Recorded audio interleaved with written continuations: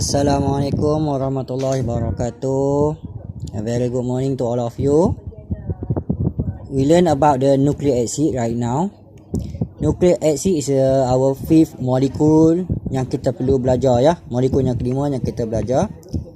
Secara asasnya nucleic acid ini akan mempunyai beberapa function. The first function of nucleic acid adalah store. Second one transmit. And the third one express. So nucleic acid is very important to store, transmit and help express heredity information. Heredity bermaksud pewarisan. So information berkaitan dengan pewarisan ni penting untuk kita simpan dalam sel. Setengah information perlu kita pindahkan dan setengah information perlu kita express. So untuk jalankan ke semua function ni memerlukan nucleic acid. So nucleic acid ni ada dalam bentuk polimer. So nucleic acid exists in the polymer form. Setiap perkara yang kita namakan sebagai polimer mesti ada monomernya. So monomer bagi nucleic acid kita panggil nukleotide. Seperti mana yang kita belajar, polypeptide monomer dia adalah amino acid. Bagi polysaccharide monomernya adalah monosaccharide. Maka nucleic acid monomernya adalah nukleotide. Bila kamu nak melukis struktur nukleotide seperti mana kamu melukis monosaccharide dan melukis amino acid, kamu perlu mulakan lukisan kamu dengan mengenal benda di tengah ni kita namakan sebagai pentose sugar. Perkataan pentose sugar bermaksud dia ada 5 carbon. This is carbon number 1, carbon number 2, carbon number 3, carbon number 4. This is carbon number 5. Ulang, 1, 2, 3, 4, 5. Carbon number 1 bagi pentose sugar link kepada nitrogenous base. Carbon number 5 pada pentose sugar link kepada phosphate group. So nucleotide iaitu monomer kepada nucleic acid mempunyai 3 komponen.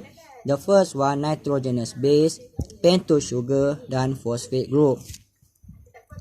Nucleotide dia ada 2 jenis. Nucleotide polymer ni ada 2 jenis. The first one kita namakan sebagai deoxyribonucleic acid ataupun kita letakkan singkatannya iaitu DNA.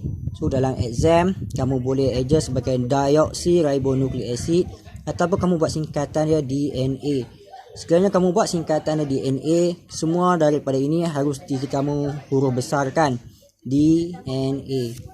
The second type of the nucleic acid kita namakan sebagai ribonucleic acid atau singkatannya adalah RNA. So ada 2 jenis nucleic acid yang wujud dalam bentuk polimer. The first polymer nucleic acid adalah deoxyribonucleic acid. The second polymer nucleic acid kita panggil ribonucleic acid. DNA ni sejenis polynucleotide. Ingat ya, dia sejenis polynucleotide. Yang tu dia punya polimer. Begitu juga RNA dia juga adalah polynucleotide. Polimer yang panjang ya. Kita bincangkan tentang DNA terlebih dahulu. DNA ni function dia adalah untuk storage ataupun encode genetic information. Dalam banyak-banyak function nucleic acid kita belajar tadi, function untuk storage of genetic information adalah pada DNA. Nanti kita bincangkan tentang transmit dan juga express ya. So untuk DNA sekali lagi functional adalah storage genetic information. Kesemua bahan-bahan pewarisan ini disimpan dalam bentuk DNA dalam sel pada nukleus. Bagi DNA dia adalah sejenis polynucleotide iaitu polimer, maka dia ada nukleotide sebagai monomer dia. Ulang sekali lagi, apakah dia punya polimer? Polimernya adalah polynucleotide. Dan apakah dia punya monomer? Monomer dia adalah nukleotide.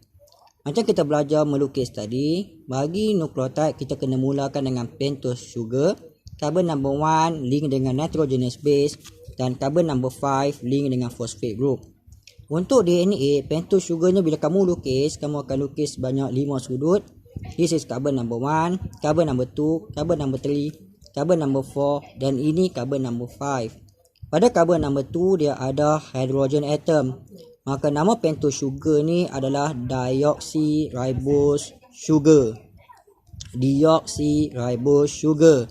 Maksudnya deoxy tiada oksigen pada carbon number 2. Manakala bagi RNA sejenis polynucleotide RNA juga dia ada monomer. Monomernya adalah nukleotide.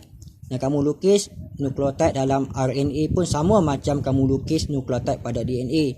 Apa yang membezakannya, bila kamu zoomkan pentose sugar ni, kamu nampak pentose sugar dia dipanggil sebagai ribose sugar.